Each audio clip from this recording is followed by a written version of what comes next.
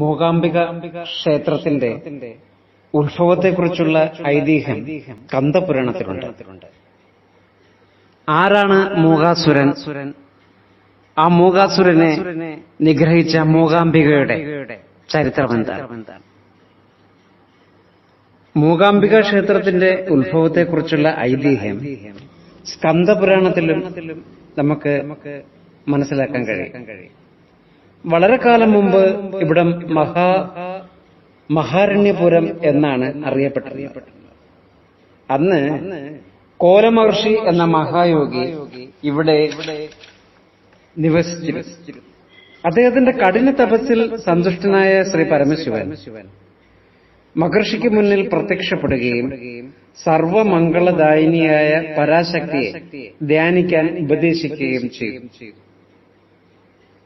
അവിടെ അപ്പോൾ സ്വയംഭൂവായ ജ്യോതിർലിംഗത്തിൽ പരമശിവൻ സർവശക്തിയായ ശ്രീചക്രത്തെ പ്രതിഷ്ഠിക്കുകയും ചെയ്തു.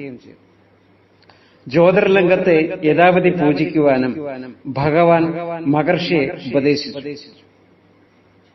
ആദിപരാശക്തിയായ മഹാലക്ഷ്മിയാണ് ജ്യോതിർലിംഗം. ദേവീ സാന്നിധ്യത്താൽ അതെപ്പോഴും ചൈതന്യവത്തായിരിക്കുമെന്നും ഭഗവാൻ അരുളി ചെയ്തു. കോലമഹർഷിയുടെ പേരുമായി ബന്ധപ്പെട്ട് മഹാരണ്യപുരം പിൽക്കാലത്ത് കൊല്ലൂറായി മാറി. കംഹാസുരൻ എന്ന അസുരൻ 3 ലോകങ്ങളും കീഴടക്കി അതിക്രമങ്ങൾ നടത്തി തുടങ്ങിയത് നാടിന്റെ സമാധാനം തകർത്തു. പരമേശ്വരനിൽ നിന്ന് അമരത്വം നേടുന്നതിനുള്ള കഠിന തപസ്സും തുടങ്ങി. ഇതറിഞ്ഞ ദേവന്മാർ കോലപുരത്തെത്തി കോലമഹർഷിയോടൊത്ത് ദേവിയെ പ്രാർത്ഥിച്ചു. പരാശക്തിയായ ദേവി പ്രത്യക്ഷപ്പെടുകയും കംഹാസുരൻ മൂകനായി പോകട്ടെ എന്ന് ശപിക്കുകയും ചെയ്തു. മൂകനായ നിമിത്തം അമരത്വവരം ചോദിക്കാനാകാതെ വന്ന അസുരൻ അതോടെ മൂകാസുരനായി മാറി. പിന്നീട് ദേവി മറ്റൊരു ഘോര യുദ്ധത്തിലൂടെ മൂകാസുരനെ വധിക്കുകയും ചെയ്തു.